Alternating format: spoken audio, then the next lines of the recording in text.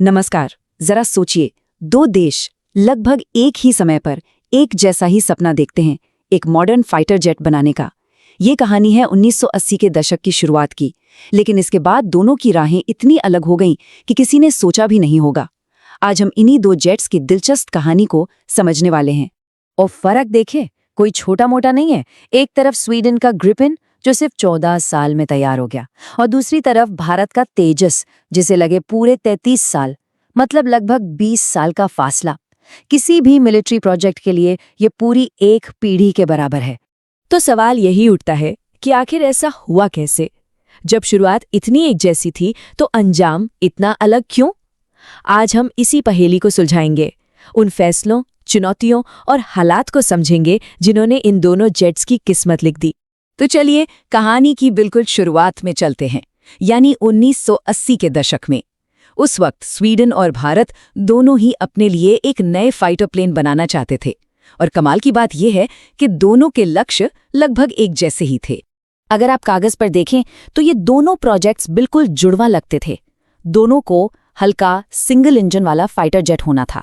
दोनों ही multi role थे, मतलब हवा में दुश्मन से लड़ना हो या जमीन पर हमला करना हो, सब कुछ कर सके। दोनों में ही डेल्टा विंग डिजाइन था, वो तिकोने पंख जो जबरदस्त फुर्ती देते हैं।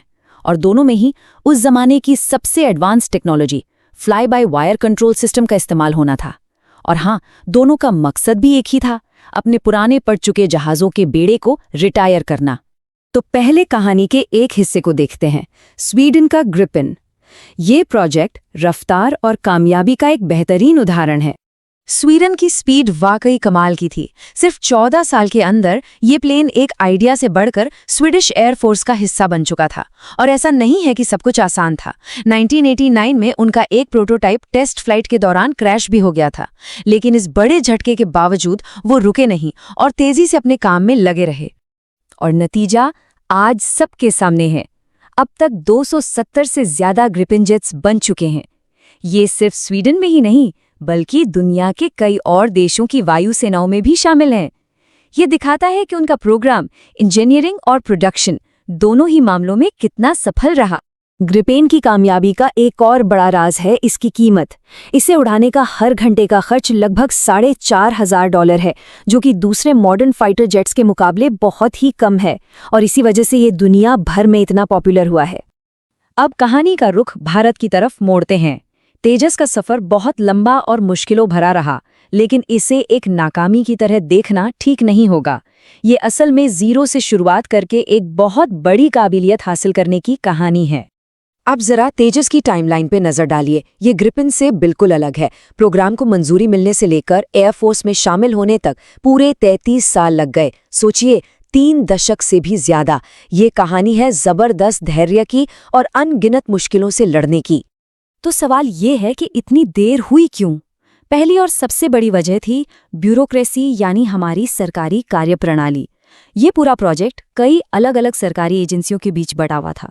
इस वजह से आपस में तालमेल बिठाना बहुत मुश्किल था, और छोटे छोटे फैसले लेने में भी महीनों, कभी कभी तो साल लग जाते थे। दूसरी बहुत बड़ी रुकावट आई इंजन को लेकर। भारत अपना खुद का इंजन बनाना चाहता था, जिसका नाम था कावेरी, लेकिन वो प्रोजेक्ट उम्मीद के मुताबिक कामयाब नहीं हो पाया। ये एक बहुत बड़ा झटका था, और इसकी वजह से हमें अमेरिका की जनरल इलेक्ट्रिक जैसी विदेशी कंपनियों पर निर्भर रहना पड़ा। और फिर एक और मुश्किल आ गई, जो बाहर से आई थी। 1998 में जब भारत ने परमाणु परीक्षण किए तो अमेरिका समेत कई देशों ने हम पर कड़े प्रतिबंध लगा दिए। इसका सीधा असर तेजस पर पड़ा। फ्लाई बाय वायर जैसी जरूरी टेक्नोलॉजी मिलना बंद हो गया, मतलब जो टेक्नोलॉजी हम बाहर से ले सकते थे, अब उसे खुद बनाना पड़ा, जिसमें और भी ज्यादा वक्त लग गया। तो चलिए अब इन दोनों प्रोग्राम्स को आमने सामने रखकर देखते हैं और समझने की कोशिश करते हैं कि आखिर फर्क कहाँ था। ये टेबल पूरी कहानी को एक नज़र में समझा देती है। स्वीडन में क्या था? एक क्लियर मैनेजमेंट, जहां साब जैसी एक कंपनी इंचार्ज थी। सरकार से लगातार पैसा मिल रहा था, और सबसे जरूरी, उन्होंने प्रैक्टिकल अप्रोच अपनाई। जो चीज़ वो खुद नहीं बना सकते थे, उसे बनाने के लिए दूसरे देशों के साथ पार्टनरशिप करने में हिचकिचाए नहीं। वहीं भारत का रास्ता ज्यादा मुश्किल था। जिम्मेदारी कई एजेंसियों में बटी हुई थी, शुरुआती सालों में फंडिंग की भी कमी थी, और सब कुछ खुद बनाएंगे वाली सोच ने हमें ऐसी टेक्नोलॉजी बनाने पर मजबूर किया जिसके लिए शायद हम उस वक्त पूरी तरह तैयार नहीं थे। तो क्या इसका मतलब ये है कि एक प्रोग्राम सफल रहा और दूसरा असफल? नहीं, शायद नहीं। यहाँ हमें सफलता को देखने का नजरिया थोड़ा बदलना होगा। रास्ते अलग थे, लेकिन मंजिलें भी अलग थीं और दोनों ने ही अपने अपने तरीके से बहुत कुछ हासिल किया। ग्रिपिन की सफलता एक कमर्शियल सक्सेस है। वो एक बेहतरीन किफ़ायती प्रोडक्ट है जो दुनिया भर में बिकता है। वहीं दूसरी तरफ तेजस की सफलता एक रणनीतिक और तकनीकी जीत है। भले ही इसमें बहुत समय लगा, लेकिन इस एक प्रोजेक्ट ने भारत को वो काबिलियत और तजुर्बा दिया जो हमारे पास पहले नहीं था। इसने साबित कर दिया कि भारत अब दुनिया के उन गिने चुने देशों में है जो खुद अपना मॉडर्न फाइटर जेट डिजाइन कर सकते हैं और बना सकते हैं। और तेजस की असली जीत शायद इस आंकड़े में छुपी है। आज तेजस के नए वर्जन में 70% से ज्यादा हिस्से भारत में ही बने हैं। ये दशकों की मेहनत का फल है, आत्मनिर्भरता की तरफ एक बहुत बड़ा और ठोस कदम। और ये बात पूरी कहानी का सार बता देती है कि असली फर्क जहाज़ों की इंजीनियरिंग में उतना नहीं था जितना उन्हें बनाने के तरीके, मैनेजमेंट और पूरे सिस्टम की क्षमता में था।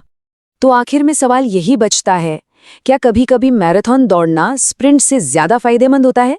स्वीडन ने तेजी से एक बेहतरीन प्रोडक्ट बनाया, भारत ने एक बहुत लंबा और कठिन रास्ता चुना, लेकिन इस सफर में एक पूरी पीढ़ी के इंजीनियर्स को तैयार किया और एक ऐसी टेक्नोलॉजी की नींव रखी जो आने वाले कई प्रोजेक्ट्स को ताकत देगी। तो इन दोनों में से कौन सा रास्ता लंबे समय में ज्यादा कीमती साबित होगा? इसका जवाब तो शायद आने वाला वक्त ही देगा।